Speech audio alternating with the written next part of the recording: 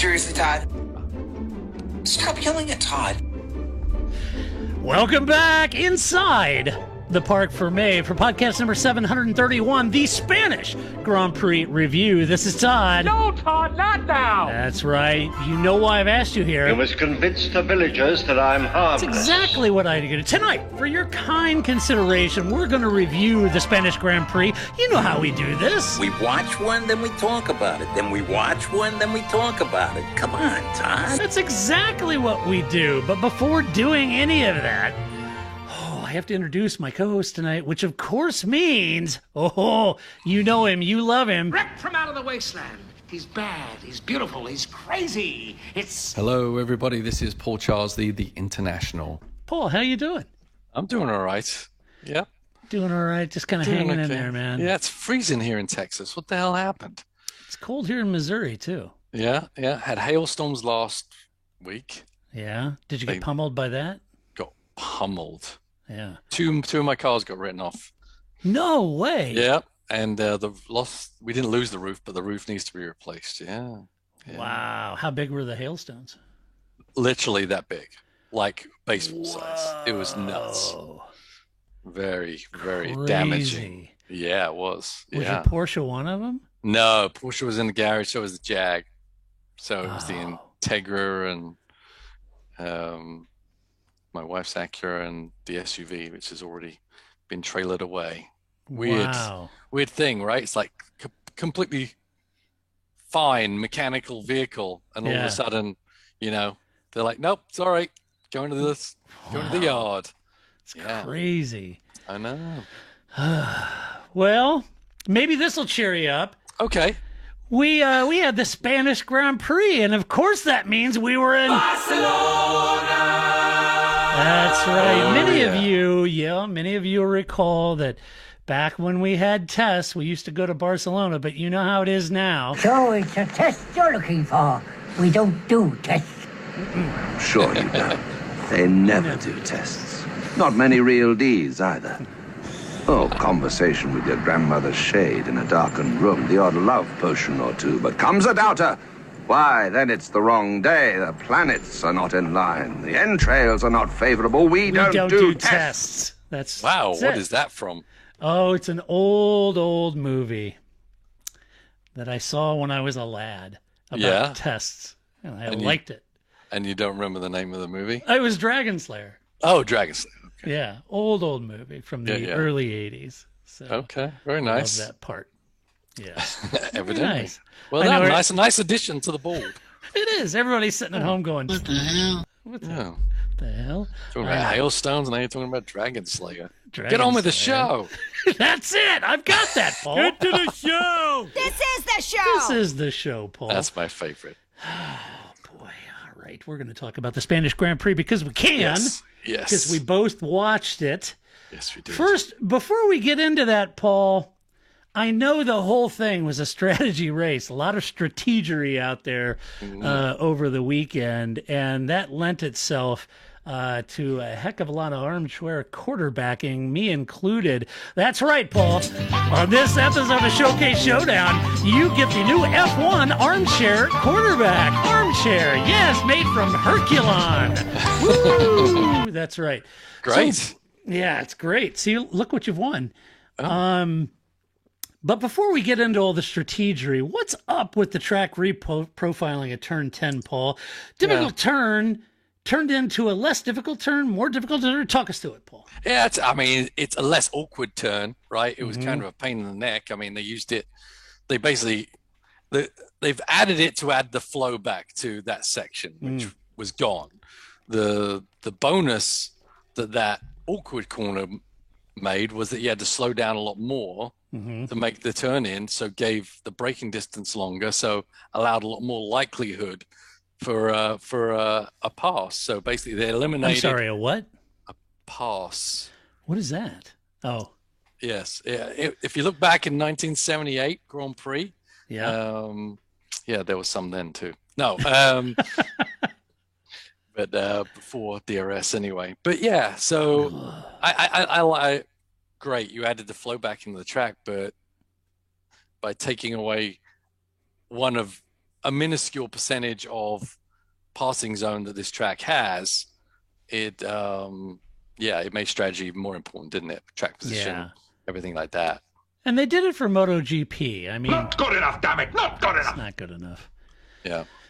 Oh boy. Okay.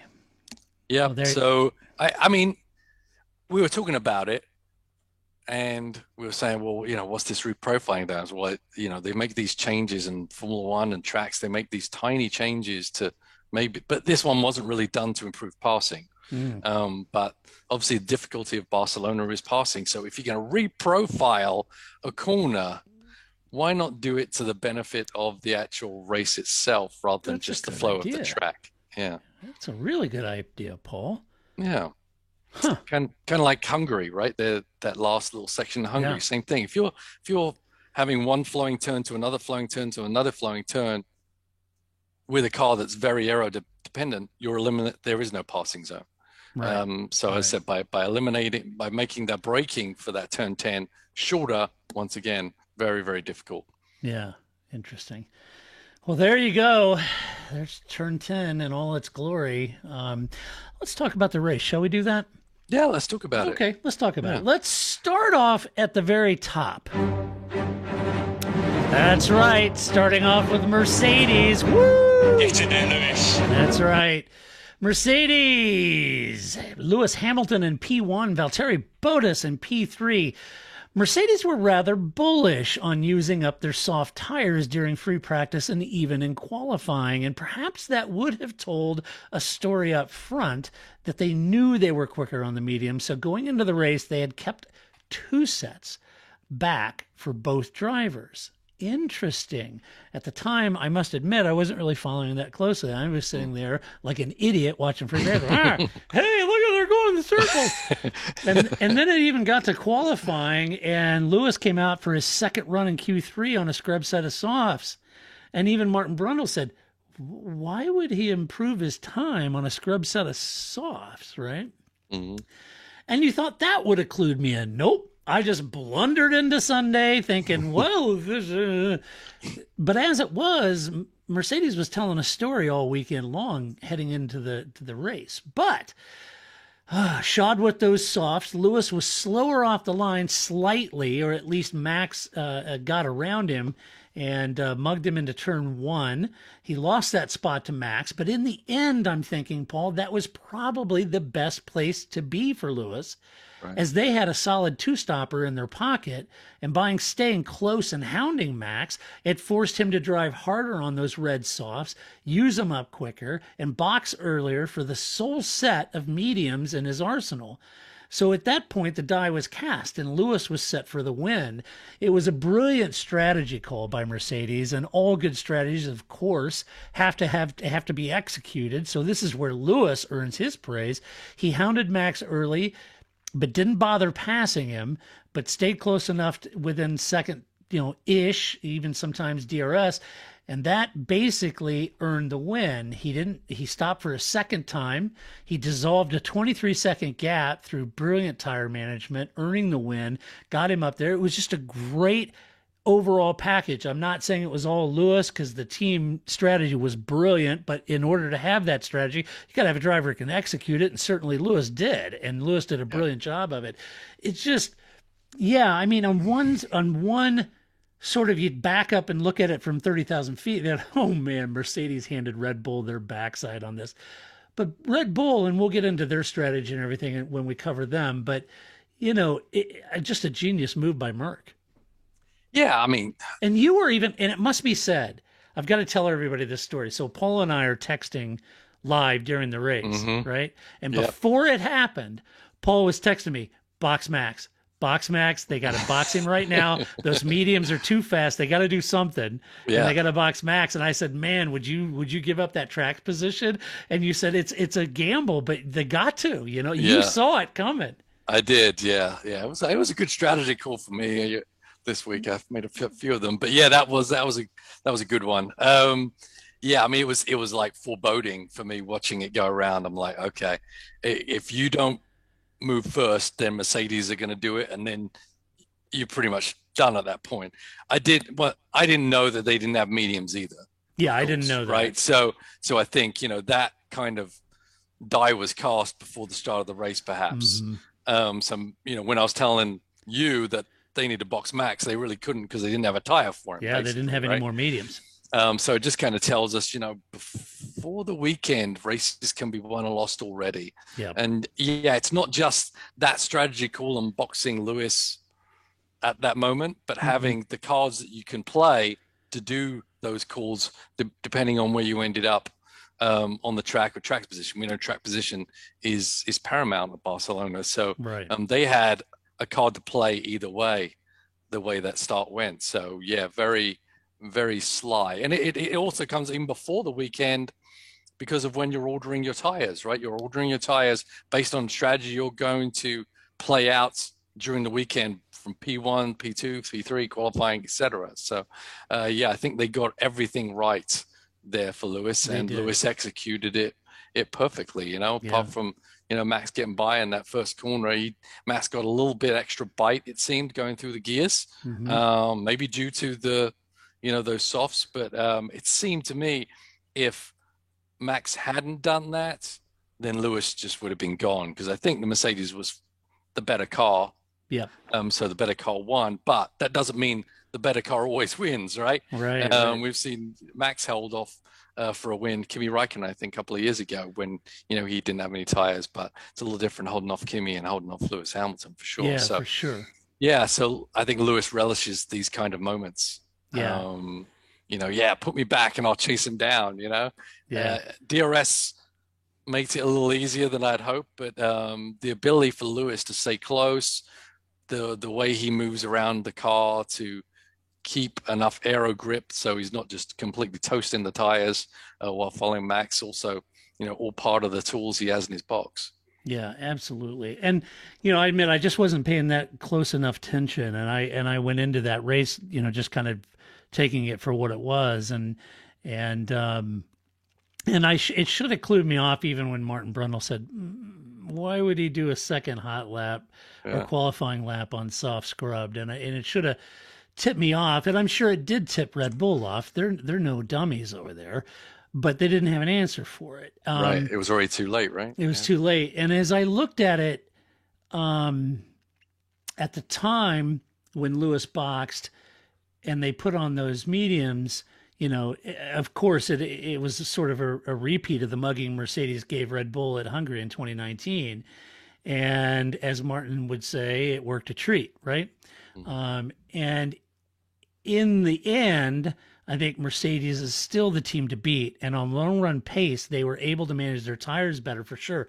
Lewis's 100th pole and 98th win, it was a great weekend for him, no doubt. And I think watching that unfold and at the time thinking, wow, these tires, this is quite a strategy battle. And now I'm intrigued to read what Red Bull had to say about it. And of course, they probably wouldn't say a lot because, we're in the middle of a season and they don't want to give away what they are seeing and what not, and all those sort of things. But Mercedes very much clear as to the pace and long run pace and how much heat they generate in those tires. For Valtteri, though, Paul, he had a slow start, lost a place to Leclerc, and by the time he got back around the Ferrari driver, by the way, which was another inspired strategy call by Merck to get Valtteri in and make the undercut work. It was perfect timing. Because that's how he got around back on the podium. But he had lost too much time to mount any sort of challenge against Max at that time. And once again, I guess there was a little made about when Lewis caught Valtteri back up after his second stop. Valtteri didn't make it a cakewalk for him to get by. And so I texted you and said, oh, okay, so maybe there was some truth to those George Russell rumors. I don't know. Yeah, I mean, why should he make it easy? It's for position. He's not the designated number 2 yet, not in his book anyway. And that's not what Toto tells him either at dinner, Right. But that's really what is happening. So they can't ask too hard because literally, Bottas could hold off Lewis just like Verstappen was going to have to, right? And Lewis just made short work of him pretty much. So I think it's fair enough. Yeah, Bottas was caught sleeping a little bit there on the restart, on the first start, just because he got balked by the Hamilton having to check up. And then Charles got a run around the outside and just kept that run going, go all the way around. And that really killed Bottas's ability to fight the front two. And they were gone, and Charles did a great job in fighting as long as he could for Bottas, quite honestly. So, yeah, what are we going to do about Valtteri? How do you handle a problem like Bottas? Exactly. There's a song about that somewhere. There is, yeah. Yeah, but I don't know. I feel bad for the guy because it's not like he's a horrible guy. He's a talented race car driver. Yeah, he's just in a position that he just, he's just not going to win it. He's just not going to be able to beat Lewis Hamilton, and it's tough. Yeah, it is tough. I mean, he's had a great career. He's won races. It given him that ability to do that, but ultimately, Lewis is going to beat him more often than not. It's kind of like I texted you. I said, "Man, Valtteri is deep into Barrichello land at this point." Yes, he just hasn't accepted it. Barrichello accepted it pretty good. Yeah, Rubens accepted it, and Rubens, I think he just got to the point where he said, "You know what? It's better to be a number one at a small team than a number two wingman constantly getting screwed on strategy and being used to let Schumacher win." And that's pretty much what you got going here. I mean, if I'm Valtteri, I'm thinking, okay, well, swapping for George Russell, going to Williams, new owners, new investment capital, new team, people running that team, new philosophy, that ain't all bad for him to go back, take his knowledge to be a team leader at Williams, with Latifi there. That ain't all bad if he wants to extend his career in F1. Yeah, I mean, if that's what's the cards are on the table, if it's you're not going to be driving this car, so do you want an option to drive something else? Yes, you're going to do it, but ultimately drivers want to win races, and I'm not sure there's enough time for Valtteri to win races and wait for the resurgence of Williams. Yeah, but if you're not at Merck, where are you going? Yeah, I mean, he doesn't have anywhere to go, but on hindsight, why would Mercedes do that switch anyway? Because Bottas was good number two. Yeah, right? Yeah. Why upset the apple cart needlessly? He's doing a good job at number two, better than most other drivers do at number two for Red Bull, for instance. So Mercedes want to win the championship. What's your best option? Is to keep everything good, let Lewis win his 8th championship, win our next world championship, and then next year we'll just make the swap. Yeah, I don't see any reason doing a mid-season. No, I don't either. And I think that I don't know where that, where the rumors came from, but George's mom. The British press, but I don't see that happen. It would stun me if that happened. Yeah. So all right, let's talk about Red Bull then. Red Bull, Max Verstappen P2, Sergio Perez. Ooh. You like my bass? You like it? No, Sergio. Yeah, pick it up, buddy. 4 races in. Yeah, got to pick it up. Look, Max had a good start, took the lead, but in the end, that may have been the second place may have been the place to be. I don't know. It's a tough call. He took the lead and he should have, but he did have to drive hard on those softs to stay out in front. This prompts an earlier pit stop for mediums, 6 laps earlier than Lewis. And in hindsight, I kind of feel like Merck knew this. They also knew Red Bull wasn't ripe with medium tires, right? So when Merck boxed Lewis, Max became effectively a sitting duck, as he said, as he tried to make his only set of mediums last, and unfortunately he couldn't hold off a fresh shot Hamilton. And Hamilton went how many more laps than Verstappen before he pitted for those mediums? About 3 laps? 6. Was it 6? So he stayed on the softs much longer, right? Yeah. Before so if Verstappen had been able to not pit as early initially, he may have had a bit more rubber left on the car, for the end. I don't know if it was enough to fight with, but it was a very long run on mediums for sure. Yeah. Here, I've got the pit stops right. So Hamilton boxed on lap 28, Verstappen 24. Right. So 4 laps. I think I said 6. I thought it was 6. I don't know. Pirelli said it's 4 laps. And then Lewis boxed lap 42. Yeah. So there you go. For his second set of mediums. So yeah, it's a tough call. And in one side, look, I could sit in my armchair and beat Red Bull up and say, boy, you got your butts handed to you. But at the end of the day, also, you've got to, and Mark Hughes over at Motorsport Magazine had an interesting article I read today about just the sort of details behind this. And I thought, Mark always does a great job. And I thought he did a great job of sort of unpacking the whole tire issue. Okay. Talking about the amount of downforce that Red Bull generates on their car versus what Mercedes does. That the Red Bull puts more heat into its tires quickly or more quicker, energy. more energy, and therefore, they generate more heat in their tires than the Mercs do, and over qualifying, that's good, but long run pace suffers, and that's why you saw Red Bull trying a couple different rear wings over the weekend, trying to reduce that downforce on the rear tires where Max was struggling a lot. And so Mark pointed that out, whereas that high rake and the high downforce in that rear wing may have been causing a lot of temperature and energy getting those tires wear through their tires a little quicker, and Mercedes' lower rake may have actually benefited them here in the long run. And so that's kind of what, anyway, Mark felt he was dealing with. I mean, I think the Mercedes car did both things well. They were able to get the lap time out of the tire and not use the tire up. It was the Mercedes was just really sorted for this race for sure. Yeah, for sure. So Red Bull were stretching it a little bit just to keep on terms.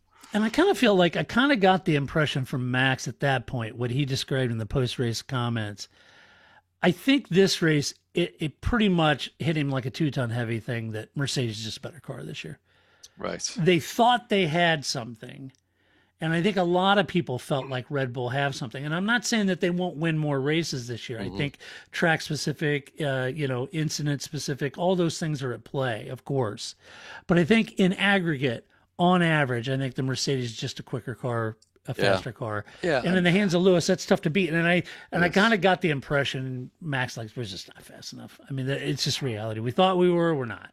Yeah. And it's amazing how quickly the Mercedes turned it around, right? From the limited preseason testing, it looked like they were a bit behind, but they sure made that up quickly, which is what a multi championship team is going to do for the most part. But Red Bull definitely have made huge gains. And as you said, I think there's going to be some tracks that they will just have that advantage where getting that energy into the tire is going to be more important than making the tire last, like Monaco, for instance, right? Right. So Hungary.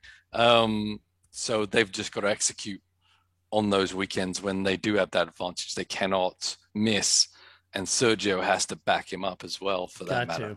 Well, and Sergio's day was really set in motion on Saturday in qualifying out of position, Paul, and that made a Sunday very difficult. He did claw his way back to fifth from eighth, but the lack of a tail gunner really hurt Max, and the team had very few options to safeguard Max's run for a win. I'm not exactly sure why Sergio is struggling as much as he is, because he's a better driver than many of them on the grid. And it does make you wonder in the end, Paul, if that Red Bull car is just flat out difficult to drive. Yeah. Or just designed to suit Max's style. And that's not Sergio's style, right? I think Sergio will get better. Yeah, I do too. Definitely over a season, he's a better choice than the previous two. For sure. Number twos there. But I think Sergio he definitely needs to stop beating Bottas, right? Even if he can't be right on Max's tail, he's still with Bottas that far back. Perez should have been able to pounce and be fighting Bottas, and that should be his goal. So I don't know. I mean, I don't know why his qualifying was so compromised. I guess he spun on his first run. And then he couldn't really hang it all out there on the second run because he didn't have a banker lap. A shoulder issue, he said. Oh, that's right. That was weird. Come on, Sergio. I've got an arm issue here, and I'm playing hurt. Sergio, you got to play hurt, buddy. Yeah. So we're all full of excuses, but in the end, as I said, I think he's doing a better job, and he's doing a better job for the team. But it's going to come to the time right now. Monaco is the next race. Yeah. Yep. So that's the time for him to shine. Front row, Sergio. Yeah. So anyway, I don't think Red Bull was sitting there going, "Hey, what happened?" I don't think that was the case. I think they knew. I mean, they're smart over there. They're not chumps, but I think Mercedes just had this thing mapped out to a T, and I think Red Bull was reacting in a defensive posture. Let's talk about Ferrari. Charles Leclerc. P4, Carlos Sainz, P7. Carlos had a tough day starting mid-pack, but he did get by Norris, clawed his way up to 7th, and was putting serious heat on one Daniel Ricciardo, but ran out of laps to mount a pass. So they're, again, qualifying out of position a little bit compared to Leclerc. Difficult day for Carlos, but I thought in aggregate there, I thought he was doing pretty well and coming back forward. And I thought, give him a lap or two, because he was around a second behind Ricciardo. I think he would have got around him. Mm-hmm.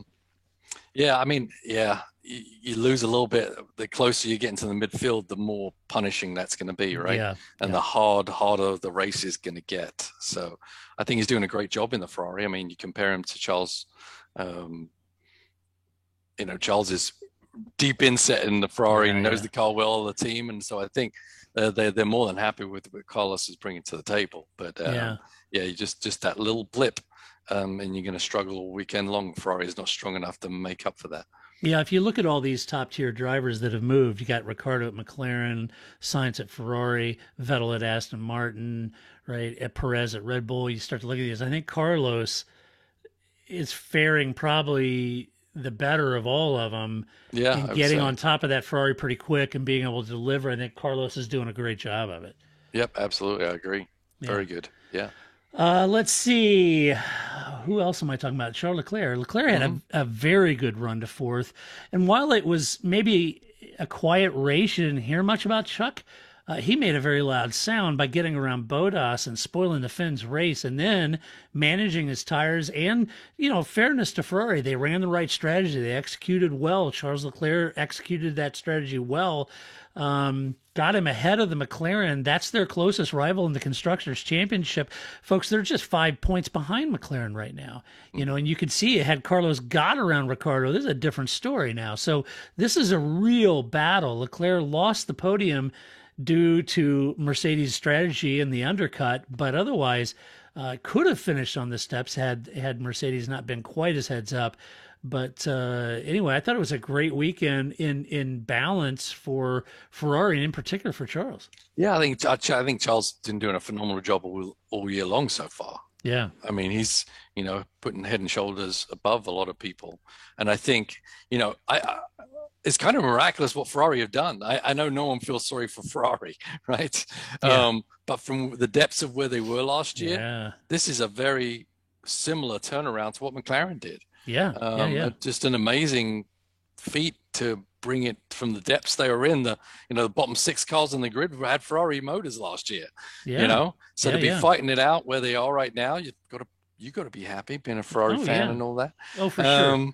Because we talk about McLaren and the turnaround and the Herculean task of putting that Mercedes kit in the back of that car and just how well they did. And then they come out striking best of the rest in the first 2 or 3 races. You think, every reason to be excited about it. Not so fast. Ferrari have done a similar Herculean effort. Now they're fighting, just 5 points separates them. Yeah, you got to be elated if Ferrari fan. Yep. Yeah, I think so. I think it's that battle for third is going to be raging all season long. Yeah, it's good fun to watch. It is. Let's talk about McLaren. Lando Norris P8, Daniel Ricciardo P6. So Lando tried to make a one-stopper work, ultimately boxed again. This put him down in the order, but he did manage to secure a double points finish and limit the damage that Ferrari did in the championship battle. He said that, that was to be expected. Difficult to pass around here, difficult race. Seemed a little off from what we've seen previously and compared to his teammate who did better, I would say. Yeah, I mean, everyone's been putting the nail in Daniel's coffin already. Yeah, they have. Lando just kicking his ass. Mm-hmm. But, you knew Ricciardo was going to come come on strong and figure it out. And Lando's a very good driver too. And so those two guys are going to be there or thereabouts right next to each other pretty much most of the season, I would imagine. And it's good to see that. This is why this is such a good battle, Paul, because you've got Lando and Daniel and McLaren, Carlos and Leclerc and Ferrari. Yeah. I mean, what a driver lineup. Yeah. What an epic two teams. I mean, this is a great battle. I'm almost as excited for that battle as I am up front. Yeah, no, absolutely. Yeah, it's good for the future, right? These are these guys are going to be here for a long time. So, and Daniel's the elder statesman at this point, but he's still pretty young. So it's definitely going to be good inter-team and team against team battles right there. So, I'm glad Daniel's figuring it out, because he definitely doesn't deserve to be back where he'd been struggling a little bit, owing to, keeping in mind how much talent he has. So. Yeah. Well, he had a better weekend, certainly, than Lando did. He finished sixth, held off the Ferrari of Carlos Sainz to keep the McLaren in the constructors' lead. He had a good start, nabbed 2 places at the start, couldn't hold off Sergio Perez, who made a fantastic pass on the outside. Instead of, going to work on the inside, I'm going to go around the outside. It was a great pass. So that was good. Dan said they were good for points, but the Ferrari, he said, was just, in his mind, a little quicker. Yeah. And they're, he's a little quicker than they are anyway in the points. Yeah. Going back to Lando, though, that one move he made was a little dodgy, wasn't it? Yeah. Moving in the braking zone. Yeah. That was was Sainz going by him? Yeah. That was a late move. That was a very late move. That can be very dangerous. Carlos is pretty heads up there, probably knowing his ex-teammate pretty well. Knew what was coming, Right. There's a thing when the good thing is sometimes you race in the series long enough, you get to know everybody and you get to know what their traits are. And so I think Carlos knowing Lando's trait kind of saved an impact there, quite honestly. Yeah, for sure. Next up is Alpine. Fernando Alonso down in P17, Esteban Ocon in P9. Esteban lost a couple places at the start, but he did make his one-stopper actually work. And even though he was on worn tires there at the very end, he did get his car into the points in 9th. And I still kind of feel like, look, as a one-stopper, worn tires, he clawed into the points, not obviously where they want to be, but I do think it caps a decent weekend for him in his evolution, and he's had a string of good weekends so far in 2021. I don't think this weekend was, a departure from what he's been doing on balance, beating Fernando. That's a good, measuring stick. And I think he still had a good weekend, although P9's as good as he could get. Yeah, I think Alonso's still a bit more dynamic and still has a bit more possibility of bringing some kind of podium result out sometime. Sure. But Ocon's keeping it on the road. He kind of fell, obviously, with the worn tires. He was a sitting duck there, so he dropped a couple of places near the end of the race, sadly. Right. But as you said, maybe that was the better strategy than pitting him and trying to do it on pace, because there's some pretty good cars there in midfield. It's tough to fight through them on equal tires. So, pretty good move, but the Alpine's a bit of a soft weekend for them, I'd say. Yeah, I agree. Fernando tried to make his one-stopper work, had tire wear, couldn't make his mediums last, so they tried to box him again. Didn't really pay dividends for points. In the end, though, I think Alpine has made progress, and the pace that they showed does suggest that maybe their upgrades are working. That's good. I do think Fernando is really struggling with this season's tires. I think he's finding it difficult to get them switched on a little bit. And I think, he kind of chewed his tires up a little bit in this race anyway. He had some kind of misfire too, didn't he? He was complaining about, I don't know what that. Yeah. He was already diagnosing it, I think it's a spark plug. Yeah. Nice, nice shirt you've worn, and spark plugs. Yeah, there you go. But So it could be a spark plug or all the multitude of wires that go to a modern racing car.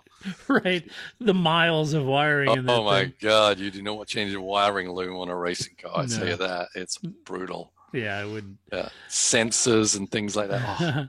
That'd be a nightmare. Yeah.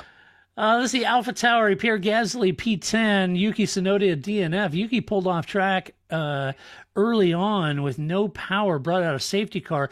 That capped a weekend of outbursts and apologies that I think he'd probably like to forget at this point, Paul. Yeah, you know what I was thinking about is like, oh, we're all like think it's cute and we're laughing at him. But what if Mazepin was saying the same things? Right. You know what I'm saying? Yeah. Everyone would be outraged, right? Yes, they so would. It's kind of, I think they're falling for the cuteness of Yuki, but he's, some of these things are pretty bad, what he's saying. He definitely needs to tighten his lips quite a lot. Yeah, I remember when he's coming into the Weybridge, I can't drive this effing car and blah, blah, blah. Right. Insinuating that the team are giving Pierre a different car than him and everything. It is like, a rookie in Formula One, and I get it. We've seen them all. Petulant child, yes. Yeah, we've seen them all get frustrated, and we've seen all the rookies, and some are better at biting their tongue than I think George Russell bit his tongue for a couple of seasons and did really well. I think Pierre had every reason to throw the toys out of the pram when he was promoted, then demoted, but he didn't. He just kind of stuck in there. So anyway, I think Yuki, I would imagine Franz had some terse words for him. Yeah, I mean that team has a small town family vibe to it, right? Yeah. And with the mild-mannered Franz Toast at the head, I'm not sure Yuki is really blending well right now. Yeah. And as I said, I know he's a cute fella and whatever, but it's put those words out of a different face, and I think that'd be a different reaction from. I know, because he was all like, cheap, lying, no good, rotten, four-flushing, low-life, snake-licking. I mean, he was just going crazy. Yep. Yeah, but he bring up a good point. Would all the fans think it was funny and charming if Nikita was doing it? Yeah. Would they think it was funny and charming if Lance was saying it? Right. Probably not. Probably not. Oh, but it's Yuki. He's such a cute guy. Yeah. Yeah. Yeah. That don't confront me none. Let's see. Pierre got a time penalty for lining up just outside his starting box, and that was a bit of a rookie mistake, to be honest. But he did fight back. He lost 5 seconds for that penalty. He did manage to claw his way back to 10th. He said that he feels that they've lost pace compared to the first 3 races. He said the car has pace, but they're struggling to get it consistent around all the different corner types. He said it's just the consistency isn't there, and he feels like that's caused him to lose pace so far. That's interesting. Yeah, obviously, inconsistently is usually something to do with aerodynamics, right? And this track has, there's a lot of following going on, so got to be something to do with how the car follows other cars rather than its outright grip level aerodynamic numbers, I would imagine. Yeah. Maybe when they were the first race or two, when they were up at the sharper end of the grid, they may not have had that. But when you're back midfield, there's a lot of traffic, a lot of aero wash, a lot of that going on. Yeah. And that car may not like it back there. Yeah, but Gasly, I think he actually did a really good job. I mean, I did too. He got that penalty for the stop box deal, but he kept hammering and kept pushing and got points in the end. So I thought that was actually a really positive step for him, quite honestly. Yeah, it was a good recovery. Yeah. I mean, if he's saying it's inconsistent, maybe, but he was still able to make passes on the track. So. Yeah, he did. Let's see. Aston Martin, Lance Stroll P11, Sebastian Vettel P13, both started out of the top 10. Didn't have a good qualifying session, but Stroll had a good hustle. Got up and battled with Alonso and was running in 10th for a good portion of the race. Now, he boxed again, lost time, and then he tried to pass Alonso back, ran wide, didn't come back on track in the prescribed manner and going around the infamous bollard. And so then he had to cede the position back to Alonso. This left him back in 11th place. I felt like he was fighting with the tools he had, and that's about all he could get. I think that's what both of them are doing right now. Yeah. They're struggling with that car, and you can tell visually on the screen they're just trying to overdrive the thing to try and make something happen. But it really is struggling amongst the other cars, So they have to sort something out pretty quickly, else they're going to be really hard pressed. Yeah, or sue somebody, change the rule book, move somewhere else. Yeah. Right. Yeah, they've definitely got a problem with that car. The drivers are trying to drive the wheels off the things, but it's just not cooperating. So they're going to be hard pressed to get a lot of points this year, as it looks right now. Anyway. Yeah, for sure. And Vettel did a 2-stopper, ran out of tires late in the race. He said it was very difficult to fight with cars around him. When he did that second stop, he came out behind Kimi. He said that pretty much hurt any chances to move forward at that point, driving that close behind. So he was saying it was really struggling following cars for sure. Yeah. Speaking of Kimi, Alfa Romeo, Kimi Räikkönen in P12, Antonio Giovinazzi in P15. Kimi started on mediums. I think he was the only guy to start on mediums, which is weird to me. Yeah. Yeah. I may have that wrong. You guys double check me on that one, but I think he was the only guy to start on mediums. He made those last 40 laps, and that worked well for him. He boxed and then finished 12th. But he said, that's the pace it had. He said, without any attrition ahead of us, 12th's about where they were. He, with a little bit of attrition ahead of him, he could have gotten the points, but that's where it was. And it wasn't because the strategy didn't work. I think its strategy did work for him. Yeah. No, I think it did. I think he maximized where he was there for sure. Yeah. So I think it was a good plan, but they didn't have a car to drive its way into the top 10, but they got him close. Yeah. So. For sure. And then Antonio, I think he would have been thereabouts, but I think he had a very slow pit stop that ruined his race. He had that new tire. They all brought out 4 new tires, and one of them was flat before they even put it on. So the team had to hustle back into the garage, grab 4 new tires, bring them all back out, put them on. Things can happen, but that was tough. Antonio said following the delta behind the safety car also really hurt him. So he had this tire issue, very slow stop. Then he had that delta behind the safety car before he could get in. It was just a circus of errors that left him out in P15. Otherwise, I do believe he would have been right there with Kimi. Actually, kind of, yeah, I think so. So there was some issue with following the pace car where he wasn't allowed to catch up the pace car because basically the steering wheel was telling him he had to follow a delta, which he probably didn't need to. Yeah. Under a pace car, virtual safety car, sure, but pace car. But yeah, the putting the tire on and the tire being flat just gave me flashbacks of. Did I tell you that story when I did my Super Touring debut? And they used to have the races, race 1 and 2, and there was only a 15-minute gap between the 2 races, and then you got to do the tires, and there's just a whole crazy thing to try and get the car re-prepped for another race in 15 minutes, right? And so I'm going out there, and then I didn't have a big crew because I didn't have a big budget, but so put the tires on, getting set, and then you just drop the car off of the jacks, and then all the tires just went all went completely flat because these Michelins and the rims they had to put them such high pressure. You had to bleed the pressure out, you had to take the valves out, and the guy forgot to actually put the valves back in. So so therefore I had to start from pit lane again. But that's a longer story, but that gave me a flashback. It was very disappointing. Somebody left the valve out of that tire, I guess. Yeah, it could have happened, but I guess that I read a little bit more about it, and I guess there was some moving the tires around, something happened to it, and they didn't pick up on it soon enough before they actually pulled the set out of there. Well, I mean, heads up to the mechanic who caught it before they mounted it. Oh yeah, he was out. He was like, "Wait a minute!" He did the X and beating on the tires and flat. Yeah. He had his coin in there. I don't think this is right. Your tread depth's a little shallow. You definitely need a new set of tires, man. Yeah. Otherwise, Antonio goes, it's pulling to the left. What's going on there? But anyway, heads up to the mechanic caught it. It was a long stop, unfortunately, because I think Antonio was heading for a better result than P15. Yeah, absolutely. Yeah. Let's see. Let's talk about Williams. Let's see. We've got George Russell in P14 and Nick Latifi in P16. George was up to 11th at one point during the race, Paul, and was looking good. Yep. He boxed early behind the safety car, and then this put his second stop. He was out of sequence. So this left him with worn tires late in the race, lost a lot of positions because of that.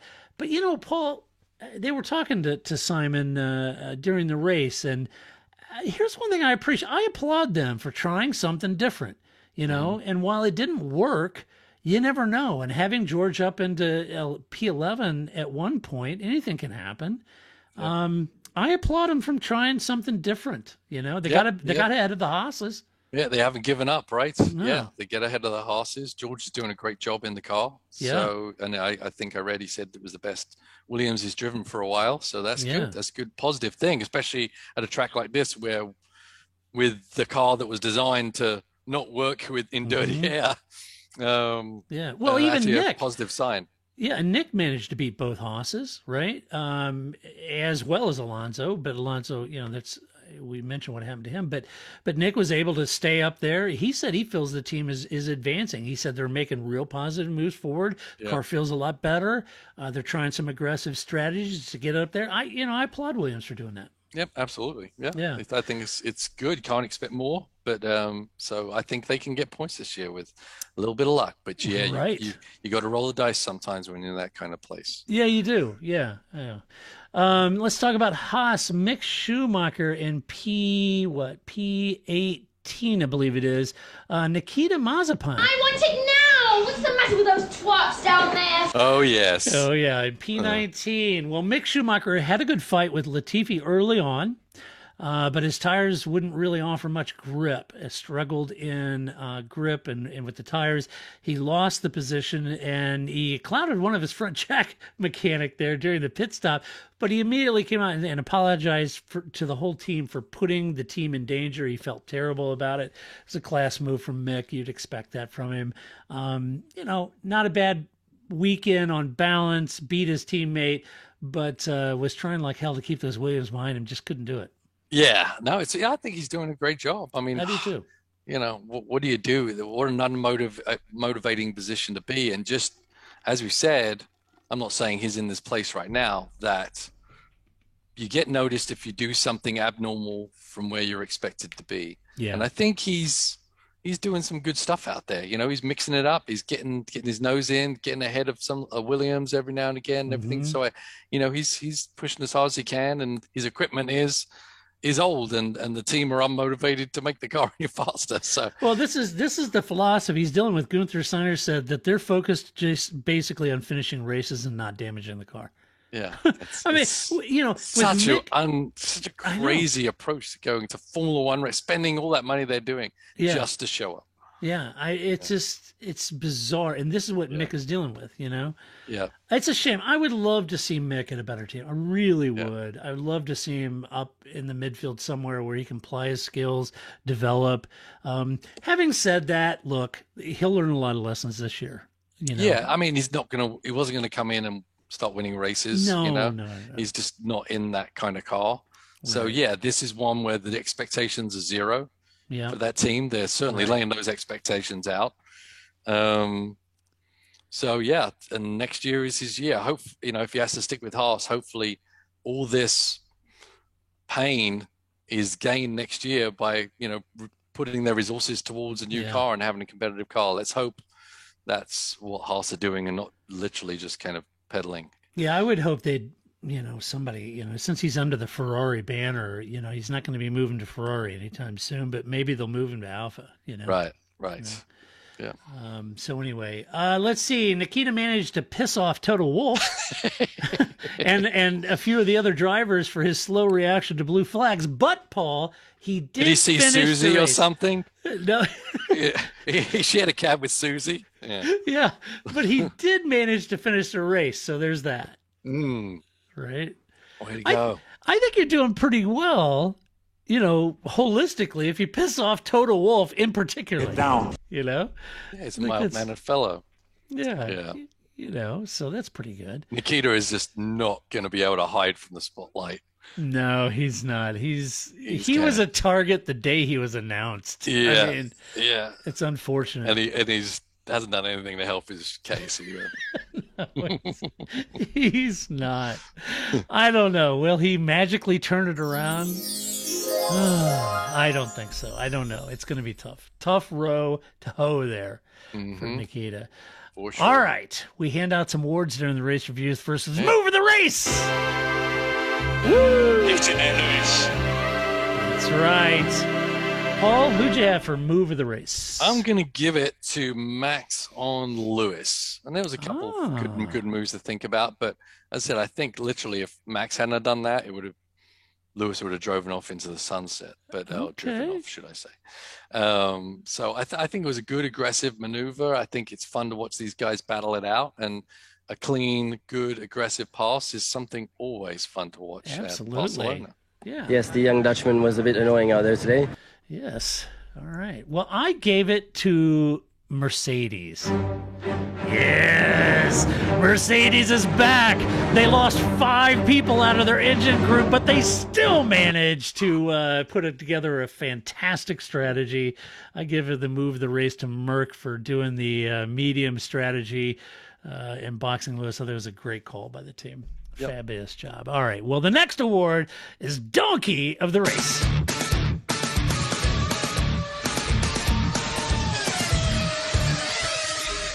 Who did you have for Donkey of the Race? I had the tire valve for the Alpha team. No. There wasn't many donkeys, right? Nice. It wasn't a big donkey race. We had them all last race, so just gave it the little tire valves. Poor little tire valves getting it. Nice. I gave it to Yuki. Cheap, lying, no good, rotten. You know, I figure why not? Life, snake-licking, dirt-eating, inbred, overstuffed. Cute little Yuki. Yes. Yes. Boy, Yuki, tone it down, buddy. You know, you come in there. How's a race, Yuki? Yeah, exactly. I thought Jensen Button said it best. He was like, you know, I get it. You know, you come into the sport, you think you're the best, but you're not. You're racing the best. You know. Yeah. I thought he put it best. That is good. Yeah. All right. Well, then that leaves the final award, Drive of the Race. Get in there, Lewis. You like my bass? You like it? Yeah. Oh boy, Paul. Who'd you give Drive of the Race to? I'm giving it to Chuck the Duck. Chuck. Nice. That was a good run. I think so. It was a good run. It was a good run, keeping him on the ahead of the Mercedes for quite a while. I think he's executing very, very well. And this was another one of those. Yep. You know what he's got? That pizzazz. He's got pizzazz. Yes, definitely. You know, it looked good. I'm giving it to Lewis Hamilton and Mercedes. Get in there, Lewis. I think. Wow, you're just giving them everything. I know. You know, I'm just with you. You know, look, Mercedes' strategy was terrific all weekend long. They read the tea leaves. They got it all right. But you have to execute a strategy, and that's what I said last week, Lewis. It's one thing to have that, but Lewis, you know, got beat to the turn 1 by Max, put the bit between his teeth, hounded him, made him use up those softs, pits early, puts those lonely set of mediums that he had. Yeah. They just played him like a grand piano. But you put on those mediums, you got 23 seconds to make up, and Lewis got to execute, and he did, you know. Yep. Did a great job. Yeah, it was interesting when Verstappen pitted the first time. He lost a lot of pace on that last lap. I don't know if he literally lost the tire. I don't know if there was back markers or what was going on. No, there wasn't. So I don't know if he lost the tire or he was literally getting ready for his in lap, and he kind of took his eye off the ball for a second. But Lewis made up way too much time on that last lap to be comfortable for Verstappen. And did you see how Lewis was sliding the car in the last section there? Lap after lap after lap. I mean, that's a well-balanced car. yeah, it is. Because usually, you know, you slide like that, Paul, you're putting heat in tires. Right. I mean, you're generating a hell of a lot of heat, and the tires don't like that. No. I mean, the goal of any driver is to have a four-wheel drift, you know, without any steering input, and Lewis was doing that lap after lap. So that just tells you how well him and that car were working together on the track. Yeah, it was just a masterclass. So well done. All right, well, we do have some mailbag. You've got mail.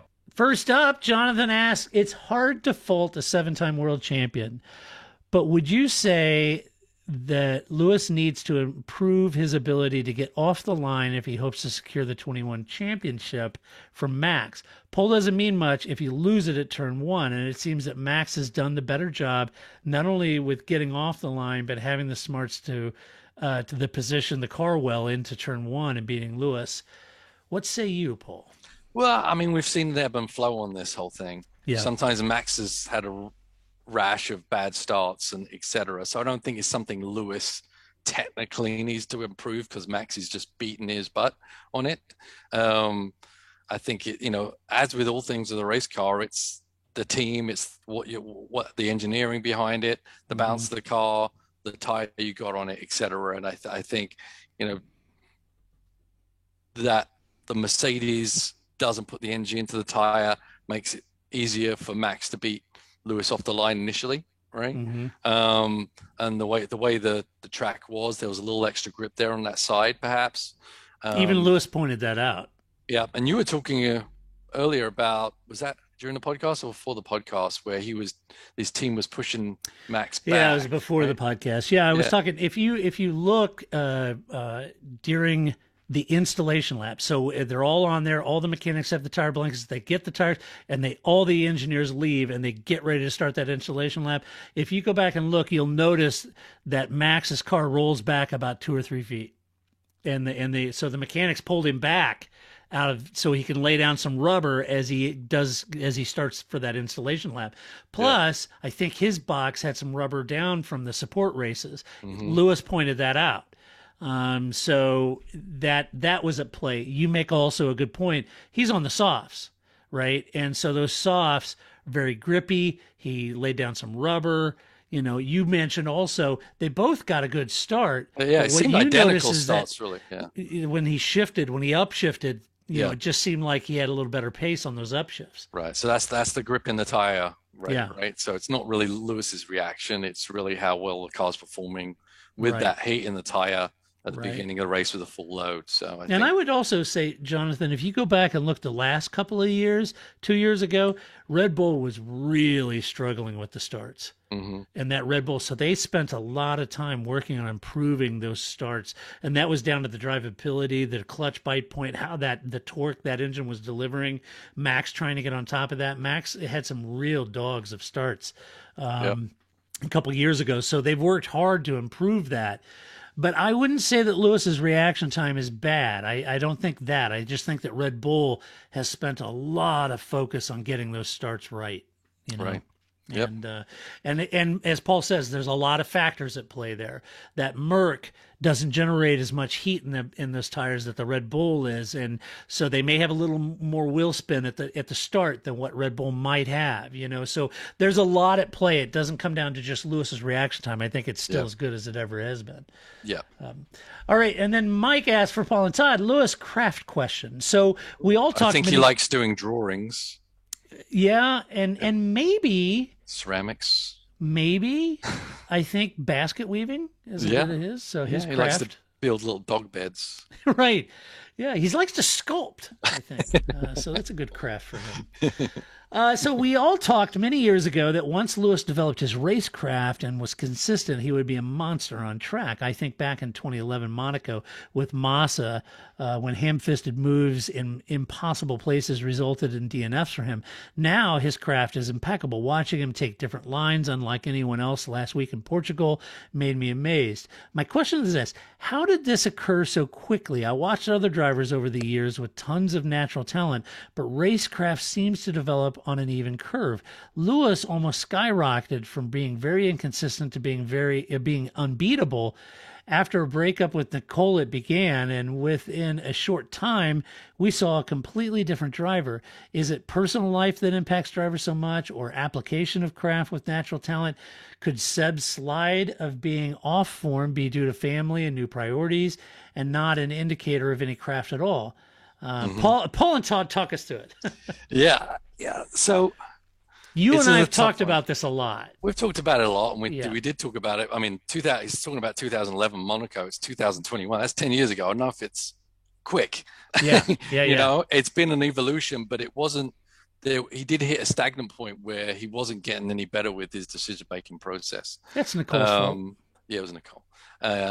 His burgeoning singing career was distracting him. Yeah, it was. So, yeah, I mean, racecraft comes with experience, right? The more races you have under your belt, the more situations you see multiple times, and you've learned from this situation before, so you make a better decision next time, right? So that's why that should be a linear process as it goes along. But for Lewis, but as you're driving, there's also a mental side of things that comes to play in your decision making process. You know, are you getting uptight? Are you getting angry? Are you, you know, kind of distracted? That does really play into how and well you're focused and what decisions you make. Do you make that lunge or do you not? Right. You know, because you're hyped up, you know, you're I'm Lewis Hamilton, damn it, get out of my way. Right. You know, or, you know, later on you're like, I'm Lewis Hamilton, I'll get by your next corner. Right. So yeah, I think the mental side is what Lewis always struggled with. I think it plays into it, like with Vettel, with family. I don't know if that's what Seb's issue is, but you know, you do have family, you have kids, other priorities come into your life, and things become, you know, maybe not more important than F1, your day job, but pretty close. You know, those things change your perspective and what you're willing to do and not. Yeah, and you got to get in the game, and there's a process that people can follow to build themselves up to be ready for a race day. And when you're younger, you've got a lot more free time on your hands to follow that process perfectly. You know, I mean, you got to find out what that process is amongst yourself, but if there's other distractions going on, you can't maybe get to that point or even start that process till you get to the track on Friday morning. It's a big psychological thing for sure. I think Lewis, you know, was just, he just had this thought in his head that everyone just had to get the hell out of his way. But now he is not as high spirited to make those moves at the wrong time. But I think the skill of racecraft was always there. And another thing to me that marks a little bit of it is Lewis doesn't tend to repeat mistakes. Right. You know, when something happens, he learns from it. You don't see him do it again. Not now, anyway. Think about if you juxtapose that with Max. I remember saying at the time, probably 3 years into Max being in Formula One, he's been in Formula One long enough to not be making these mistakes, you know, and he should be advancing. And there was a moment, I think, that clicked for him where he did stop making those. You know, when that was in Spain, right? Wasn't that when they told his dad to not come to the racetrack? And told Max, you need to grow up. You know, get your entourage out of here and you just focus on the game at hand. Right. And I would also say, Mike, that you might look at Lando this year. Lando in the last year, you know, he was yucking it up on Twitch and all this stuff. This is different Lando this year. His head's in the game. Right. I mean, he's in it. And you can tell, you know. You could say Roman Grosjean, you know, Weber called him a first lap nutter, and he was all over the place. And you could see him turn the switch, but I think other things may have gotten in the way, you know. Maldonado. Look how he fixed himself. Right. That's strange. I wonder what's causing all the accidents. But, you know, there was a few years ago when, was it at the European Grand Prix, was it Valencia or something? Remember when Lewis had that coming together with Maldonado? And it was like, Lewis, why would you do that? You know, why would you even dance with the devil there, you know? So there are these learning moments. I would say, Lewis, I agree with you, Mike. I think there was this point where he's learning, and then he kind of steep curve where he really got that racecraft under control. I think there's some drivers that do it quicker than others because they take a lot on board. You know, maybe some of them have driver coaches to get them settled down, avoid that red mist. I think, you know, it is one of the things about Formula One that I love watching. I've watched Lewis's entire career. You know, I watched Schumacher come through that, right? You did too. You've watched the development, evolution of Alain Prost or Senna, right? You saw it. And some advance farther and quicker than others. But there's a lot at play there, personal life, distractions, all those sort of things. There's times when I would argue that I think, you know, last year, this year, boy, it would be easy for Lewis to get distracted from everything that he's got going on and things that are important to him that could take his eye off the ball. But right now he just shows up and drives his tail off and lays it down, you know? Yeah. And it also depends on the situation the driver's in. You know, every driver got there in a different manner, and every driver is fighting to stay there and has different things at play to try and keep them there, right? This is your last race, you know. Yeah. Get a good result, else you're done, you know. Or you're a new kid on the block, and it's like, I'm new to Formula One. I've got to I'm Yuki, you know. I've got to make sure everyone knows I'm here, damn it. And that's usually why younger drivers make those errors, because they're just trying to prove themselves a bit. Charles Leclerc. Pushing that limit a little too hard. Yeah, absolutely. Yeah, Charles Leclerc, you know, once you're developing that. Yeah, once you're a bit more comfortable in your position in the team, and the car you're in is as a car has the ability to actually create results which will help your career, I think everything calms down just a little bit and becomes a bit more see the whole ice rather than just the guy in front of you, right? Right. And, you know, that could be a whole podcast. I think would be kind of fun to talk about, you know, evolution of the drivers at current grid. And, you know, you look at Sergio Perez when he came in and how impressive he was and how his racecraft has developed over time, where now he's really good at tire management. Some driver, you know, I think of Lance Stroll, you know, and everybody took the piss, you know, but Lance, I'll tell you, the guy's impressive in the wet. Mm-hmm. You know, he does a good job, and you can see his racecraft developing a little bit over time now. And Pierre Gasly came in, Albon came in, trying to develop that. Gasly's a really good. Gasly's a great example about how he came in, going to set the world on fire, got called up to Red Bull, got demoted, could have had every reason in the world to chucking it in or mentally checking out. He didn't refocus. Look what he's done at AlphaTauri, you know? Yeah, absolutely. So I think it's good. But Mike, it's a great topic. It's a great discussion point on Lewis. I think Lewis's racecraft, I said it last year, I think it's at the pinnacle, and I think this year it looks just as good. So yeah, but it did develop quickly once he got in there, got his headspace, got the distraction of his dad and all that stuff out of the way, Nicole and all those personal things, and really honed in like a laser. I think then he really started gaining. Yeah. You know, it helps to be in the best car in the grid for 7 years. For 7 years, you know. Look, and you can't overlook that. I know everybody wants to discount that. Look. Yeah. You put a few of those other drivers in that car over the last 7 years, you'd be amazed too. Yeah. You know, it does help. It does help. Okay. Yeah, it does help. He has a level of trust with that car that other drivers don't enjoy. Right. Right. Yep. He can do things in that car, lean on it and throw it out there on the line or over the line and trust it. And there's some other drivers that don't have that with their cars because the cars don't deliver it. Yep. You know, absolutely. Anyway, all right. Well, that's what we think about the Spanish Grand Prix, but let us know what you think about the Spanish Grand Prix. And Paul and I will be back in 2 weeks to talk about the race, the Monaco Grand Prix, as Paul might say, the Monaco Grand Prix.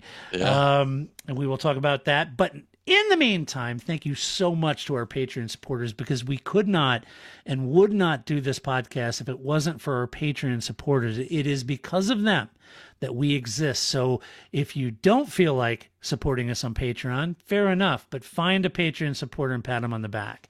Also, if you'd like to support us, you can go to our website, theparkforme.com. On the right-hand side, it says support us from Patreon. You can click on that and support us there. If you'd like to leave us a question for the podcast, you can go to our website. In the menu bar, kind of at the top, over on the right-hand side, it'll say mailbag. Click on that. You can leave us a question there, just like Mike and Jonathan did. And if you like the podcast, go over to iTunes, give us some love, give us a good rating over there. We'd appreciate that, of course. And Paul, it has been awesome to have you unpack 2 races on the trot. I'm looking forward to Monaco. I know you are. You and I always do. Oh yeah, I love everybody. Monaco. There's no passing. I hate it, but it's Monaco. It's Monaco. It's very special. Yeah, and I got hotter racing. I got to go to Mid Ohio next weekend. Come back, then Monaco. It's all kinds of. It's full going this next weekend, and then it's just full pull for like 3 months of racing in and out. So I'm looking forward to it. Yeah, it should be fun. Hopefully my wife remembers what I look like. Right. But until next week, when we come back, Grace will get her thoughts on Spain and more, I'm sure. Stuff and cheese and stuff and wine and cheese and who knows what Grace will talk about. That's the fun of it. You never know. You wind her up and let her go. So anyway, we'll be back. Until that time, this is Todd, a.k.a. Negative Camper, saying so long. That's it, man. Game over, man. It's game over.